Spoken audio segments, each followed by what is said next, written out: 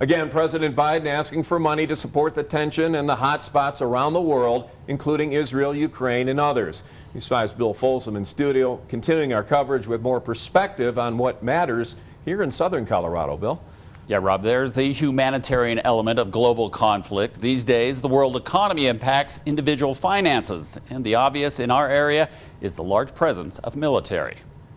Attacks in the Middle East, the invasion of Ukraine, and many world conflicts thousands of miles from southern Colorado. We're not all scholars, but we're Americans who understand that we're connected to the rest of the world. Sky Forster is with the Colorado Springs World Affairs Council. He's spent decades in the military, also academia, examining the U.S. role in world policy.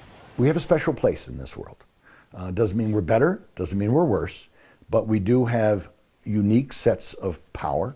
Global conflicts affect more or less everyone. Stephen Pitts is an associate professor of political science at UCCS. He echoes the U.S. position in world affairs. It's because the United States has a role to play in almost every conflict, at least as some sort of mediator, as some sort of negotiator, as an ally or an adversary. At world, national, and local levels, everyone should consider the human element of conflict. There are innocent victims. Images out of Israel are brutal. The devastation, the death, and we've seen, chilling, terrible photos. Consider that we now live in a global economy. For example, if what's happening in Israel expands into other Arab states, it could impact energy, which is a major factor in inflation. And the cost of energy it's such a great, important role in costs. Trade, our political power, our national security all depend on what happens outside of our borders across very big oceans. And military is a major part of Colorado Springs.